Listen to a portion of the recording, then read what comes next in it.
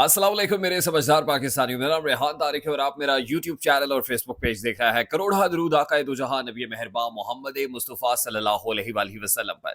इस दुआ और इस उम्मीद के साथ इस व्लॉग का आगाज करते हैं कि अल्लाह रब्बुल इज़्ज़त इस मुल्क के फैसला साजों के दिलों में समझदार पाकिस्तानियों के लिए नरमी पैदा कर दे। गुज़श्ता रात मैंने आपसे वादा किया था कि मैं आपके सामने रखूंगा कि आज के रोज, गुज़श्ता रात मैंने कहा था कि कल एक बड़ी प्रेस कॉन्फ्रेंस होने जा रही है, तो आज आपके सामने रखूंगा कि ये बड़ी प्रेस कॉन्फ्रेंस कब, कहां, कितने बजे होने जा रही है और इस प्रेस कॉन्फ्रेंस का मकसद क्या है और इस प्रेस कॉन्फ्रेंस के बाद कैसे सियासी नक्शा तब्दील होता हुआ दिखाई देगा। ये तमाम तर मामला और बड़ा इंपॉर्टेंट व्लॉग है आज का। इसमें तमाम तर डिटेल्स मैं आपके सामने रखूंगा कि होने क्या जा रहा है। और अब से तकरीबन 2 घंटे के बाद ये लाइंड अप है press conference. By the way तकरीबन 3 बजे का वक्त दिया गया है। और इस बड़ी प्रेस कॉन्फ्रेंस से पहले मैं आपको ब्रेकिंग न्यूज ये भी दे दूं कि अब से कुछ देर पहले पाकिस्तान तहरीक इंसाफ के मरकजी सेक्रेटेरिएट को पुलिस की भारी नफरी ने घेरे में लिया और अभी कुछ ही देर पहले चेयरमैन पाकिस्तान तहरीक इंसाफ बैरिस्टर गौहर और तर्जुमान पीटीआई रऊफ हसन को गिरफ्तार कर लिया गया है। ये ऐसा मंजरनामा है जो इस प्रेस कॉन्फ्रेंस से पहले का मंजरनामा है। यानी इस प्रेस कॉन्फ्रेंस की तैयारी एक तरफ हो रही है और ये तैयारी रावलपिंडी में हो रही है, पिंडी के जीएचक्यू में हो रही है, और दूसरी जानिब पाकिस्तान तहरीक इंसाफ के मरकजी सेक्रेटेरिएट के बाहर पुलिस की भारी नफरी जमा हुई, खौफ व हरास फैला और बैरिस्टर गौहर और रऊफ हसन दोनों को धर लिया गया है, गिरफ्तार कर लिया गया है। ये अब तक की बड़ी ही इंपॉर्टेंट डेवलपमेंट है जो आपके सामने रखना इंतहाई जरूरी समझता हूँ। अमूमन इस तरह की प्रेस कॉन्फ्रेंसेस के अंदर जो स्केच है वो पहले ही आउटलाइन ड्रॉ कर ली जाती है, बता दिया जाता है। डायनामिक्स बड़े ही मुख्तलिफ होते हैं। सियासी प्रेस कॉन्फ्रेंसेस से ज़रा मुख्तलिफ नौयत और हैयत की प्रेस कॉन्फ्रेंस होती है। तो मैं ये तमाम तर डिटेल आपके सामने रखूंगा, लेकिन उससे पहले ज़रा क्विक अपडेट अभी तक की सुबह से जो कुछ हुआ है मैं चाहूंगा एक क्विक राउंड अप आपके सामने पेश कर दिया जाए। सबसे पहले तो लेफ्टिनेंट जनरल रिटायर्ड नज़ीर अहमद साहब हैं। नज़ीर अहमद साहब चेयरमैन नैब हैं, एक जनरल रिटायर्ड है, आजकल चेयरमैन नैब है और निशाने पर भी हैं पीटीआई के। और खान साहब तो बहुत तनकीद भी करते हैं और जो उनके लिए अल्फाज इस्तेमाल किए थे गुज़श्ता दिनों वो मैं दोहराना नहीं चाहता। यानी इस कदर समझते हैं खान साहब कि जनरल नज़ीर अहमद जो हैं वो किसी के ईमा पर केसेस बना रहे हैं। और ज़ाहिर है इस वक्त उन पर और उनकी अहलिया बुशरा बीबी के ऊपर नैब का केस भी है। और इस सारे अमल के अंदर इमरान खान साहब की दरख्वास्त को मुकर्रर नहीं किया जा रहा जस्टिस आमिर फारूक की कोर्ट के अंदर। तो जाहिर है कि गिला समझ भी आता है, तनकीद समझ भी आती है।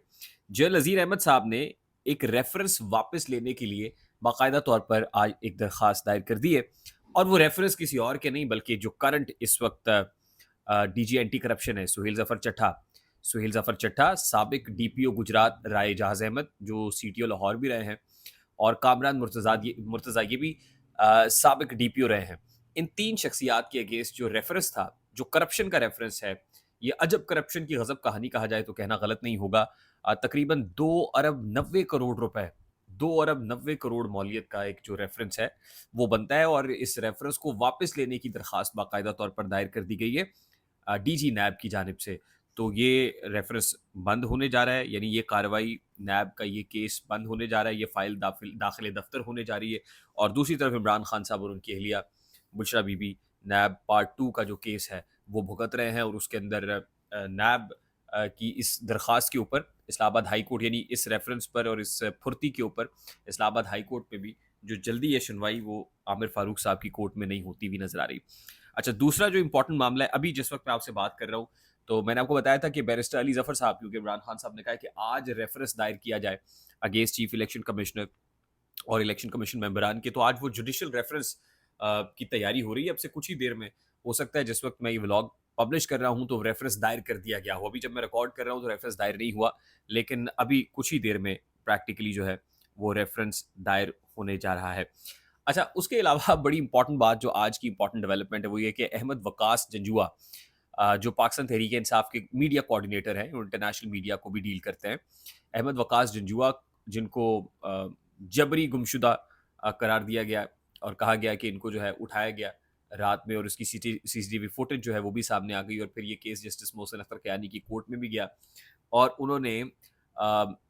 आईजी इस्लामाबाद को कहा कि उनके अगेंस्ट क्यों ना कार्रवाई की जाए। अ, तो इसमें अब आज सुबह सीटीडी ने अहमद वकास जंजुआ को प्रेजेंट कर दिया है और अदालत में पेश करके ये बताया है कि अहमद वकास जंजुआ से एक्सप्लोसिव मटेरियल, जो धमाका खेज मवाद है, वो बरामद हुआ है। यानी احمد وقاص جنجوعہ کوئی ایکسپلوسو مٹیریل بنا رہے تھے یا ان کے پاس پڑا ہوا تھا اور کوئی دہشت گردی کا منصوبہ رکھتے تھے، اسی لیے کاؤنٹر ٹیررزم ڈپارٹمنٹ نے ان کو کورٹ میں پریزنٹ کیا اور ان کا 7 روزہ جسمانی ریمانڈ لے لیا گیا ہے۔ یعنی یہ ایک بڑا ہی امپورٹنٹ اور انٹرسٹنگ سٹوری ہے کہ ایک میڈیا کوارڈینیٹر ہیں ایک سیاسی جماعت کے، اور وہ کوئی دھماکہ خیز مواد بنا رہے تھے اور یہ وفاقی دارالحکومت اسلام آباد کے اندر تھا، اور وہاں پہ سی ٹی ڈی کو پتہ چلا، انہوں نے رات کی تاریکی میں چھاپا مارا، بندہ اٹھایا، اور اب جب عدالت متحرک ہوئی اور پٹیشنرز متحرک ہوئے تو کورٹ میں پریزنٹ کر کے کہا کہ یہ دھماکہ خیز مواد بنا رہا تھا۔ تو یہ بڑا انٹرسٹنگ معاملہ ہے۔ اچھا، اس کے ساتھ ہی میں آپ کو یہ بتا دوں کہ وزیر اعظم شہباز شریف صاحب نے کل وفاقی کابینہ کا اہم اجلاس طلب کر لیا ہے، اور اس کابینہ اجلاس کے اندر حکومت کی جانب سے جو ریویو پٹیشن ہے against the supreme court verdict جو مخصوص نشستوں پہ تھا، اس متعلق ڈیلیبریشنز ہوں گی، اور پاکستان تحریک انصاف پر پابندی سے متعلق جو معاملہ ہے وہ کیبنٹ اجلاس کے اندر ڈسکس کیا جائے گا۔ اس کے علاوہ جو آئی ایم ایف کے ساتھ معاملات اور اکنامک فرنٹ اور جو ایجنڈا میرے سامنے آیا ہے کابینہ اجلاس کا، اس میں یہ معاملات بھی رکھے گئے ہیں۔ اچھا، آج 3 بجے یعنی اب سے کچھ ہی دیر بعد، 1 ڈیڑھ 2 گھنٹے بعد، D G I S P R lieutenant general Ahmed Sharif صاحب ایک پریس کانفرنس کرنے جا رہے ہیں، اور ظاہر ہے جب ترجمان پاک فوج کو پریس کانفرنس کرتا ہے تو پاک فوج کی ترجمانی کرے گا، پاک فوج کی شعبہ تعلقات عامہ کا سربراہ ہے، اور ان دنوں خاص طور پہ میجر جنرل احمد شریف، اب تو لیفٹیننٹ جنرل احمد شریف صاحب ہیں، جب سے یہ انہوں نے بطور D G I S P R اپنے عہدے کا چارج سنبھالا ہے، تب سے وہ پریس کانفرنسز جو بڑی جو ہے وہ کنسسٹنٹلی ہوا کرتی تھی، یا ایس پی آر کا ٹویٹر ہینڈل بہت ایکٹیو ہوتا تھا، وہ اتنا ایکٹیو نہیں ہے۔ یعنی یہ اس وقت ہی آ کے پریس کانفرنس کرتے ہیں جس وقت بہت ہی زیادہ معاملہ گمبھیر ہو جاتا ہے، کمپلیکس ہو جاتا ہے، انٹینسٹی بہت زیادہ بڑھ جاتی ہے۔ آلدو میں آپ کو یہ بتا دوں کہ یہ کوئی نیٹ سیشنز وغیرہ چلتے رہتے ہیں اوپینین میکرز کے ساتھ، جس میں D G I S P R off the camera کو بریفنگ شریفنگ دیتے ہیں، لیکن آن کیمرہ آ کے پریس کانفرنس کرنا، صحافیوں کے سوالات کے جوابات دینا، اور اس طرح کی پریس کانفرنس کے اندر آپ کو پتہ ہے کہ معاملات سب سے پہلے ایک بہت لمبی چوڑی بریفنگ ہوتی ہے، اور معاملہ سیکیورٹی ایشوز سے شروع ہوتا ہے۔ میں آپ کو بتا دوں کہ بنو میں جو کچھ ہوا وہ اس کے اندر اس معاملے کو D G I S P R آج یہ بتائیں گے کہ غلط رنگ دینے کی کوشش کی گئی،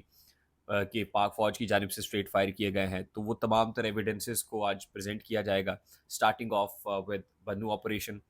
اینڈ ٹاکنگ اباؤٹ عزم استحکام آپریشن۔ پھر یہ بتایا جائے گا کہ عزم استحکام ایک اسٹریٹجی ہے، یہ آپریشن نہیں، نہ تو آپریشن آپ اس کو آپریشن کہیں یا ویژن کہیں، یہ ایک اسٹریٹجی ہے کہ پی کے اندر کتنی دہشت گردی ہو چکی ہے، بلوچستان کے اندر صورتحال کیا ہے، اور اس وقت عزم استحکام آپریشن قومی سلامتی کے لیے کتنا امپورٹنٹ ہے۔ اس سارے معاملے کو ایک مخصوص سیاسی جماعت کے ساتھ، کیونکہ یہ لفظ آپ دیکھیں گے، آپ سنیں گے، مخصوص سیاسی جماعت کے ساتھ اس کو نتی بھی کیا جائے گا، بتایا جائے گا کہ کس انداز میں اس کی اعانت اور معاونت اس وقت کی گئی جب عمران خان صاحب حکومت میں تھے، دہشت گردوں کو چھوڑا گیا اور یہ سارا معاملہ۔ اور میں آپ کو ایک چیز اور بتا دوں کہ تمام تر سیاسی جماعتوں کو کم از کم اس فرنٹ کے اوپر چارج شیٹ کیا جائے گا آج کی پریس کانفرنس کے اندر، اور پھر جو الٹیمیٹلی کویشچن آنسر سیشن کے اندر آپ دیکھیں گے کہ وہ سوالات پوچھے جائیں گے، جس میں پاکستان تحریک انصاف پر پابندی سے متعلق معاملہ ہوگا، جس میں مخصوص نشستوں کا معاملہ ہوگا، اور اس میں اسٹیبلشمنٹ کا جو ورژن ہے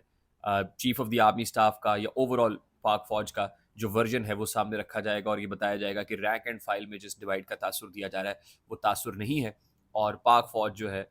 وہ انف از انف کی پالیسی پہ گامزن ہے، انف از انف، بس کر دو بس، اب ہم جو ہے وہ معاملات کو میں ڈھیل نہیں برتیں گے۔ ڈیجیٹل دہشت گردی کی بات بڑے ہی